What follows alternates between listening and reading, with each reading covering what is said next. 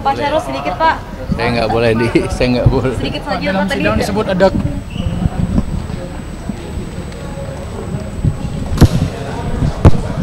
Iya, Bang. Ada Syahrul Yassin Limpo ini kan informasinya akan didalami oleh KPK. Itu sejauh ini informasi seperti apa?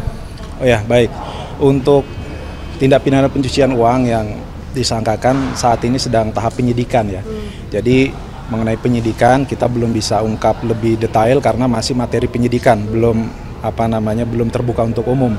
Tetapi memang dalam persidangan tindak pidana korupsi yang sekarang kita sidangkan itu kan nampak beberapa perbuatan pencucian uang seperti pembelian mobil dan lain-lainnya, sehingga nanti kalau terkait tindak pidana pencucian uang nanti silahkan diikuti perkembangannya ya. Sampai saat ini masih penyidikan untuk yang pencucian uang. Artinya akan paralel kasusnya Bang ya? Akan berbeda dari kasus yang saat ini tengah berjalan ya? Oh iya, kita sudah mendapat surat pemberitahuan penyidikan TPPU-nya dari penyidik, artinya memang tindakan penyidikan pro justisianya sudah berjalan untuk TPPU-nya. Nah, siapa saja nanti yang bisa dikenakan, kita lihat perkembangan ya. Yang pasti di TPPU itu kan ada namanya pelaku aktif dan pelaku pasif.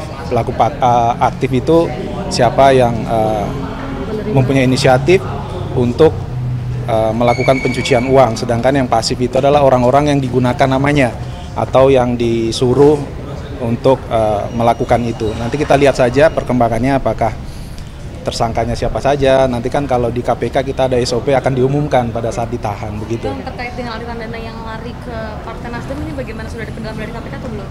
Oh ya, jadi di persidangan sebelumnya terkait aliran dana di dakwaan kita juga sudah ada memasukkan ya, tetapi kemudian di perkembangan penyidikan yang TPPU dan juga sudah diterangkan pada saat persidangan sebelumnya ada saksi dari Sugeng Priyono, seingat saya namanya ya, dan nanti itu bersesuaian dengan beberapa BAP, saksi Bu Joyce, dan nantilah kita ungkap. Intinya memang ada, sudah diakui bahwa uang mengalir itu nilainya 850 juta rupiah di luar yang didakwakan 40 juta itu. Nah kemudian apakah benar? Kami meyakini selain ada alat buktinya benar, di situ juga dari pihak Nasdem dalam hal ini Pak Ahmad Sahroni ya, kita kan sudah lihat beritanya ada penyetoran uang senilai 850 juta rupiah itu, sehingga kita sangat yakin dengan alat bukti yang kita punya dan bersesuaian. Tetapi memang sudah ada itikat baik dari Partai Nasdem melalui Pak Ahmad Sahroni ya, itu bendumnya kan, telah mengembalikan menyetor kepada kas KPK. Nah nanti perkembangannya untuk persesuaian, jika dimungkinkan nanti kita akan mencoba menghadirkan beliau agar kita bisa meng-cross check keterangan saksi dan juga bukti setoran itu apakah sudah betul ada, nanti akan dikemanakan uangnya. Kira-kira kalau yang terkait Nasdem itu ya, gitu. Fakta baru hari ini apa ya? Fakta baru hari ini ya, baik. Jadi di persidangan ini ternyata ada penggunaan uang negara yang digunakan untuk rumah pribadi Pak Yassin Limpo, dalam hal ini rumah yang di Limo, nilainya sekitar 580 sekian juta rupiah. Itu ada pemasangan CCTV, ada buat taman ya, keramik, AC, yang mana itu kepentingan rumah pribadinya. Tapi kita kaget juga menggunakan uang negara sebesar itu.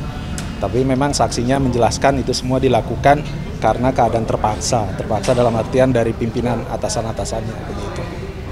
Tapi tadi dalam saksi yang terakhir tadi SEL juga menyebutkan bahwa tidak ada secara langsung begitu ada perintah dari SEL kepada bawahan ataupun kepada staf-staf yang hari ini dihadirkan di persidangan. Ya, jadi baik. Kita dalam mendakwakan itu ada namanya Junto 55 ya. Junto 55 itu turut serta. Nanti kita akan membuktikan perintah ini dari siapa kepada siapa. Kita pahami bahwa dalam birokrasi itu kan berdasarkan pengalaman umum saja ya, tidak secara hukum. Akan tidak mungkin orang pimpinan nomor 1 langsung berbicara kepada staf paling bawah. Nanti kita buktikan bahwa itu memang perintah secara berjenjang. Kalau saksi kemarin sudah banyak kok yang menjelaskan itu berjenjang dari menteri kepada sekjen, sekjen kepada karo, karo kepada kabak, kasubag, dan seterusnya. Itu kan biasalah bahasa-bahasa seperti itu kan hanya ini ya bagian dari pembelaan, silahkan saja. Nanti boleh membela dengan tidak langsung memberitahu kepada staf, tapi kita kan bisa membuktikan nanti staf itu mendapat perintahnya dari siapa, apakah atasannya. Itulah kita kenal dengan namanya Junto 55 turut serta di situ. Gitu. Tadi disebutkan kalau anggaran Kementan itu digunakan untuk membeli lukisan Sujiwo Tejo itu ya Bang?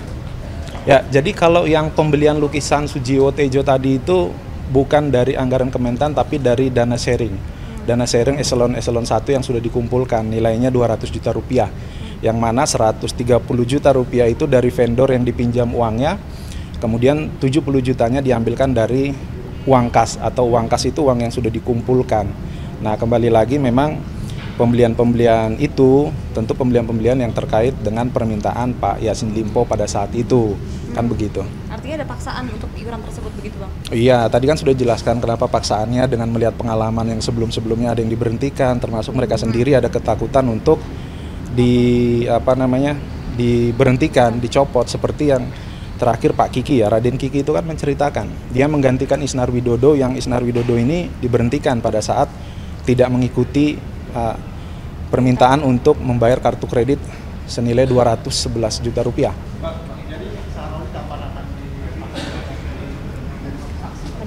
Ya, saya kembali lagi menyampaikan kita punya timeline persidangan ya, kita belum sampai ke situ. Yang jelas alat bukti mengenai aliran dana itu kan sudah dijelaskan, ada saksi sebelumnya, dan Pak Sahroni sendiri sudah diminta keterangan di penyidikan. Ada bukti pengiriman mengenai uang yang telah dikembalikan. Nah, nanti kita akan mendalami kenapa uang itu dikembalikan, kan begitu.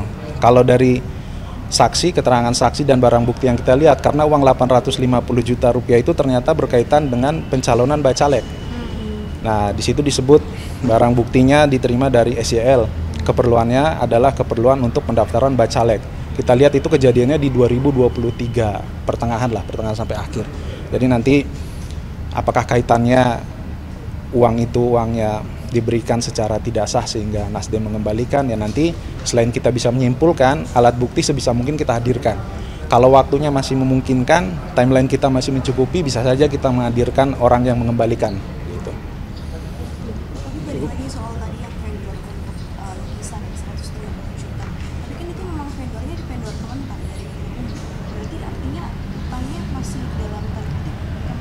Ya, betul. Jadi memang utang itu diatasnamakan Kementan, tentu dengan alasan bahwa uang itu bukan uang pribadi mereka yang disuruh, sehingga disebutlah namanya Kementan. Tetapi tanggung jawabnya dibebankan terhadap orang-orang yang meminjam, dalam hal ini siapa yang meminjam. Nah, kalau yang lukisan tadi kan dijelaskan namanya Nasir yang memberikan pinjaman 130, maka dia menagih kepada timnya Pak Kiki saat menjabat. Dan dijelaskan juga ada yang sudah bisa dibayar, ada yang belum bisa dibayar, kan begitu. Kita bisa bayangkan pemenuhan untuk kepentingan pribadi seseorang, sampai mengutang, sampai membuat SP2D fiktif. Tadi kan yang penggunaan rumah limo itu kan fiktif itu.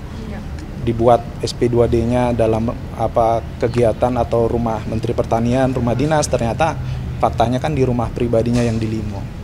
Saya rasa itu ya. Bang, analisa jaksa sendiri gimana Bang terhadap TPPU pasif keluarganya SYL ini kan, dengan penggunaan hasil-hasil uang korupsi itu gimana Bang? Ya, kalau kami dari jaksa penuntut umum untuk TPPU kita belum bisa membuat kesimpulan analisa ya, karena masih penyidikan, kan tadi saya sampaikan masih tertutup. Nanti ditunggu saja perkembangannya. Komisi 4 menerima THR tahun 2022 itu gimana Bang? Bakal dipanggil jadi saksi? Oh, itu sudah dijelaskan minggu lalu ya, sudah dijelaskan.